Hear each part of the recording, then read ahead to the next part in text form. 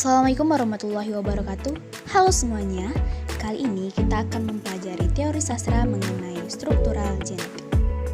Nah, kali ini saya akan menganalisis mengenai struktural genetik novel Asmara Loka. Karya sastra merupakan karya imajinatif yang mempunyai hubungan erat dengan hal-hal di luar karya sastra. Faktor sejarah dan lingkungan ikut membentuk karya sastra. Karya sastra itu ditulis oleh pengarang sebagai anggota masyarakat yang mengambil ide dari peristiwa yang terjadi di masyarakat. Demikian juga halnya dengan novel Asmara Loka karya Danarto yang menjadi objek pembahasan ini. Asmara Loka dengan latar kegiatan perang antar kelompok sosial itu menampilkan tokoh-tokoh yang penuh problematik dalam hubungannya dengan tokoh lain maupun lingkungannya. Problematika tokoh-tokoh tersebut mencerminkan pandangan pengarang dalam menyikapi realitas masyarakat yang terjadi. Penelitian dengan kajian strukturalisme genetik pada hakikatnya hendak menemukan pandangan pengarang dalam karya sastra. Pendekatan strukturalisme genetik ialah pendekatan yang mempercayai bahwa karya sastra itu merupakan sebuah struktur yang terdiri dari perangkat kategori dan saling berkaitan satu sama lainnya. Strukturalisme genetik kategori tersebut ialah fakta kemanusiaan yang berarti struktur yang bermakna dari segala aktivitas atau perilaku manusia, baik yang verbal maupun fisik yang berusaha dipahami oleh pengetahuan. Struktur novel Asmara Loka ini berlatar di rumah dan pesantren yang terletak di Medan pada waktu sehari-hari. Alur cerita menggunakan sorot balik, artinya sebagai alur mundur karena menceritakan proses yang sudah terjadi. Sudut pandang pencerita menggunakan kata aku dan dia.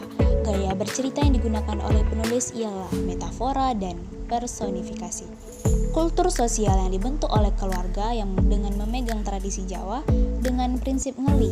Ibarat air yang mengalir digambarkan Danarto melalui tokoh-tokoh ciptaannya dalam novel Asmara Loka. Tokoh-tokoh dalam novel Asmara Loka melakukan penyerahan diri sepenuhnya kepada otoritas Tuhan. Setelah pesantren Kiai Kadung Ora ditutup, ia menerima begitu saja otoritas pemerintah dengan cara terus berzikir. Kiai juga berkelana ke medan perang sebagai wujud kepeduliannya kepada problem sosial yang dihadapi masyarakatnya. Kehidupan sosial pengarang Danarto yang berhubungan dengan novel Asmara Loka. Danarto sebagai pribadi tidak terlepas dari lingkungan sosialnya. Kepribadian Danarto dengan demikian dibentuk dan membentuk lingkungan sosialnya. Danarto yang menyukai kehidupan mistik Jawa tidak terlepas dari pengaruh keluarganya. Bapak ibunya terbiasa melakukan lagu mistik yang kemudian diwariskan kepada pribadi Danarto karena ia memiliki bakat untuk itu.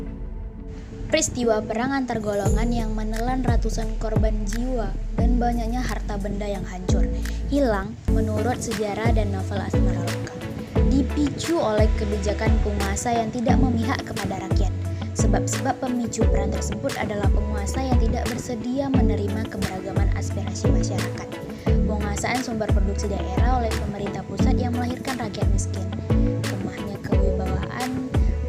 Lemahnya kewibawaan pemerintah karena tidak mampu berbuat adil, serta upaya rekayasa pemerintah untuk menciptakan konflik antar kelompok.